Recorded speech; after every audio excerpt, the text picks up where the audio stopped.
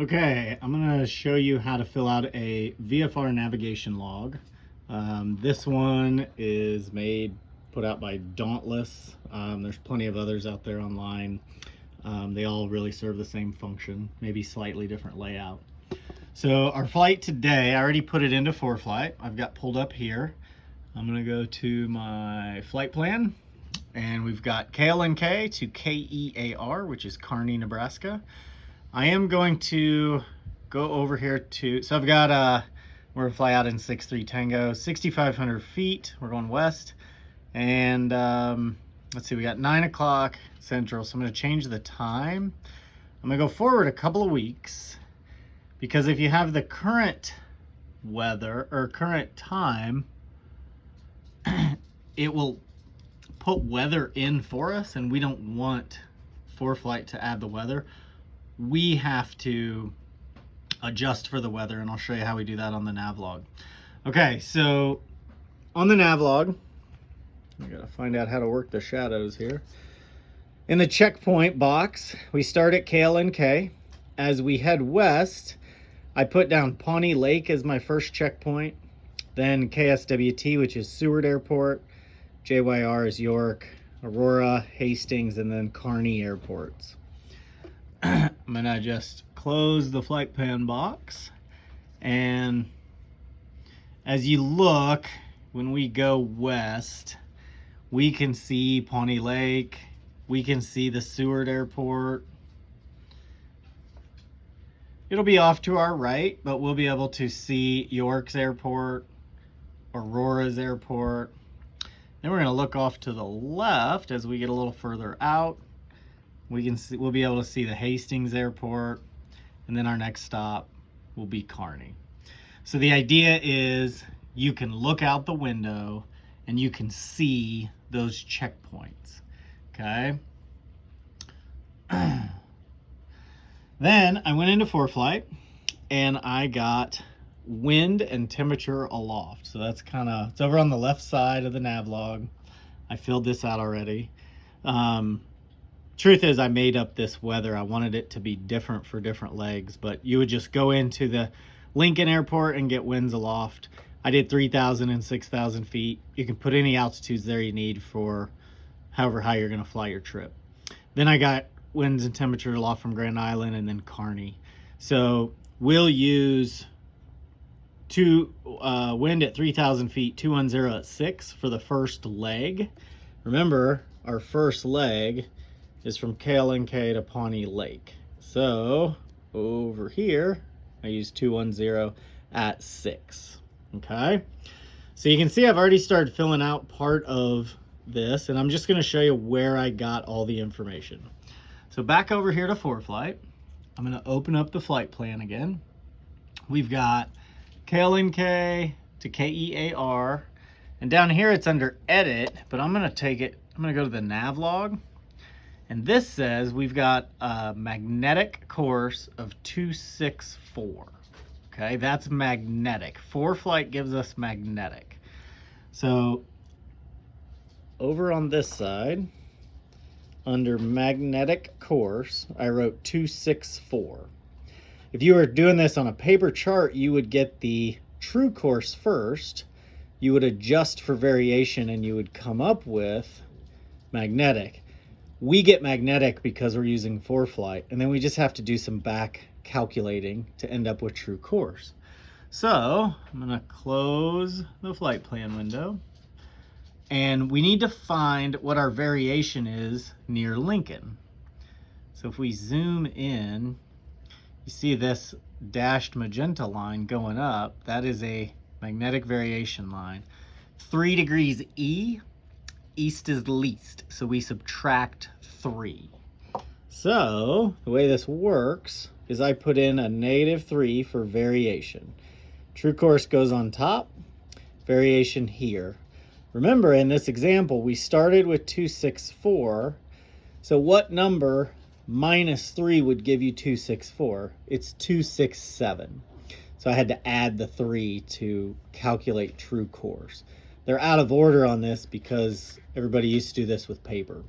Okay, Then we have deviation. Deviation is the amount that the compass is off due to the electronic equipment on the panel. And in 6-3 Tango, we have no deviation, so that's 0. So our corrected magnetic course is 264. It's the same as our magnetic. There's no deviation correction. Now we need a wind correction angle. So again, we said that the winds are 210 at 6. I took that from here, 3,000 feet. I figure I'm climbing in the first leg, so I used a lower altitude wind. In the second leg, we would probably use 6,000, okay? So now we need an E6B. I'm gonna show you an electronic E6B rather than the plastic whiz wheel. So this is e6bx.com. It's a website that is free. They do have an app you can pay for, and there's plenty of other apps out there. Oh, I'm sorry. I have to go back to ForeFlight. Or no, I don't. I'm really good at this. Okay. So we said that our corrected magnetic course is 264. Okay. I do have airspeed in here, but we'll come back to that. The wind direction we said was 210 at 6. So the E6B says the wind correction angle is -4. So I came right here, and the wind correction angle is -4. So that gives us a course heading for this leg of 260. If we point the nose of our plane 260, the wind will push us so that we go right over top of Pawnee Lake. Okay? Then, back in ForeFlight, I'm gonna go to Documents. Oops, I don't have this open.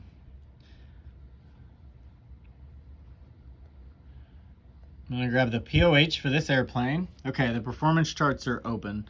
So under the climb data section, I think I used, focus. I think I used 1,900 feet, and that gave me an airspeed of 73, I believe is what that says. So I made a note up here. My climb airspeed is 73 miles an hour. And then the fuel burn is 7.3. I'll show you where I got that in a moment. You can see over here I've got cruise of 117, fuel burn of 7.3. So this is the performance chart in the POH. It's in the back, the very back of the POH in this plane. And there's only a couple charts. So cruise performance with lean mixture. I'm gonna go to, we've got 2,500, 5,000, 75. So let's go to 5,000. I think I used 2,400 RPMs. That gave me an airspeed of 117 and a fuel burn of 7.3. Sorry, this is fuzzy. This is a pretty small chart. So that's where I got 117 and 7.3. Okay. So we'll go back to the maps page. The next thing that I had to do in ForeFlight is I had to get a distance. So I just hold 2 fingers from Lincoln Airport to Pawnee Lake, and it says 5.3 miles. Looks like I rounded that up to 6 miles. So our whole trip is 103. The navigation log showed me that in ForeFlight. The first leg is 6 miles, so once we get to Pawnee Lake, we'll have 97 miles left. Okay? Now we need to calculate ground speed. Ground speed, first of all, we need an airspeed. So back up here for our climb, our airspeed is 73. Okay? We're gonna go back to the E6B.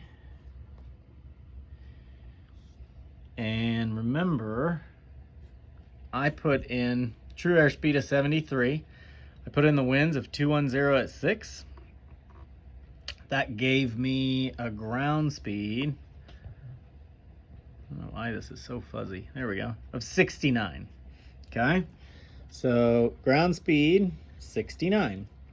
Now we need time, and this is estimated time en route. All right, so I came up with 5, and let's see how we did that. We went to the next part of the E6B. It says flight time for distance and ground speed, just exactly what we need. So we had a distance of 6 miles, ground speed of 69, 5 minutes, 13 seconds.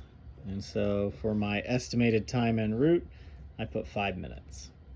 I do not use estimated time of arrival. I leave this column blank. That would be like you leave at 9 o'clock, you get here at 9:05. You leave here at 9:05, you get here at 9:15. I don't find that's useful for planning. I just need to know the minutes. Okay, now we need to know fuel. All right, so up here, I had full tanks. That's 37 gallons, 18.5 per side. 1 gallon to account for startup, run up, and takeoff. So here I show that we have 36 gallons when we start our trip. Okay, back to the E6B, go down to the next section, fuel consumption for flight time. We have flight time of 5.2 minutes. Fuel per hour is 7.3. We got that out of the POH. It says we need 0.64 gallons to get from Lincoln to Pawnee Lake. I'm going to round up. I'm going to take that to 1 gallon. So I used 1 gallon here. Then that leaves us 35 gallons from Pawnee Lake to get to Kearney here. What we want to make sure is that we're not below 0 on fuel when we get to Kearney. That would be bad. Okay, so what will change at our waypoints? Well, the winds will change. In fact, this wouldn't be correct. So this is a good time to point out, you should do this in pencil because you constantly are having to correct. I would use winds aloft from Lincoln to go from Pawnee Lake to Seward, but I would use 6,000 feet this time. And so that is 250 at 12. And then Seward to York, yeah, you could probably still use Lincoln, or you could switch to Grand Island, winds aloft. York to Aurora, I would definitely use Grand Island. And then somewhere out here, you would even switch to Kearney. And so your weather will change along these legs. True course won't change.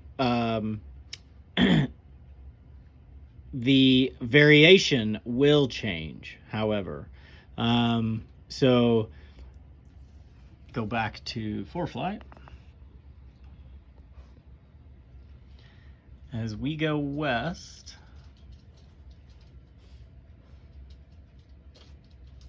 there is another variation line right there.